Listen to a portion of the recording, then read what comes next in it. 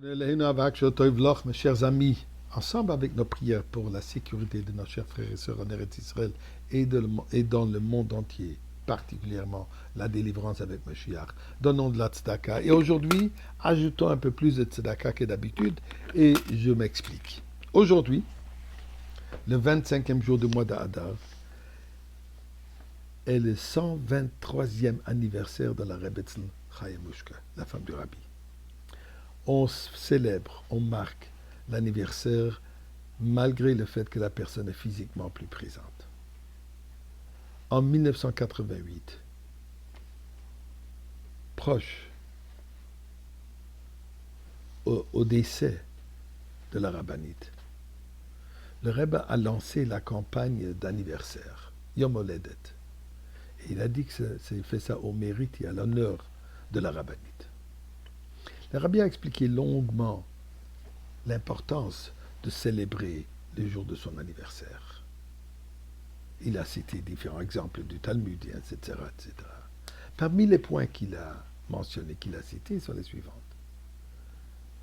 Tout d'abord, l'anniversaire est un jour de reconnaissance.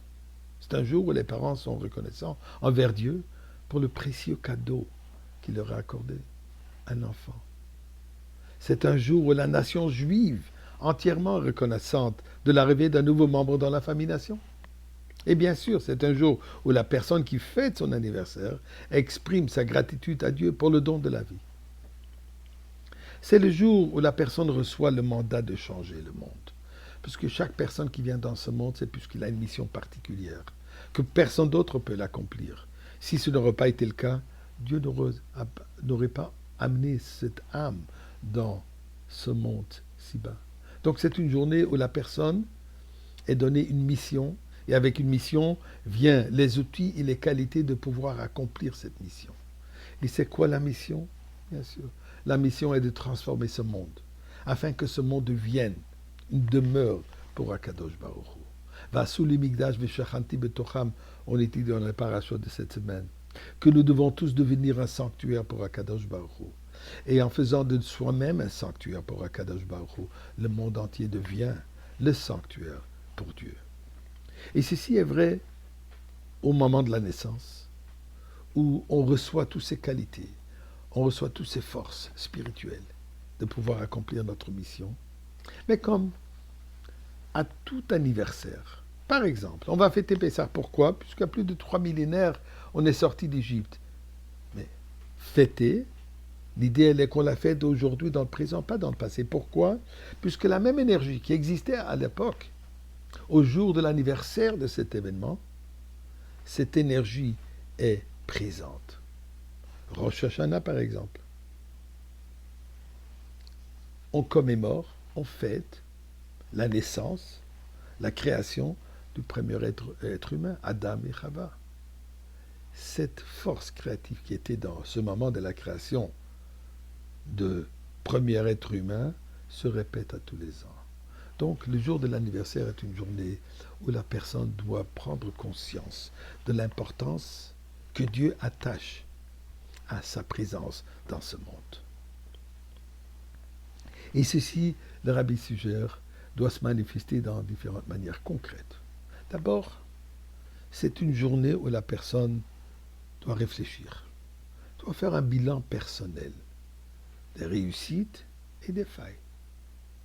Ce qu'on peut améliorer, ce qu'on doit changer. Une journée de s'approfondir dans l'étude de la Torah plus que d'habitude et dans sa prière. Prière n'est pas une liste de demandes, mais prière est un moment d'attachement, un moment de s'accrocher, de s'attacher plus proche encore d'Akadosh Baruch Hu. Tel qu'une mitzvah qui représente attachement. C'est la journée dans laquelle nous devons nous attacher encore plus avec Akadosh Baruch Hu.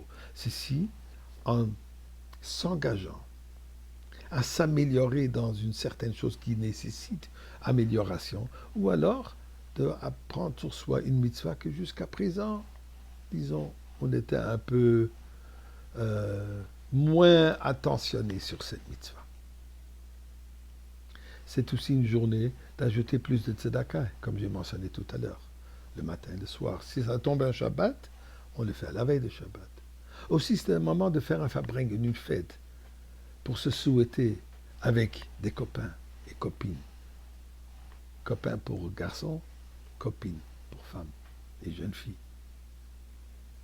Afin de se souhaiter, se donner des bénédictions et aussi raconter, partager cet engagement qu'on a pris, puisque quand on le fait en public, il y a plus de chances de le garder.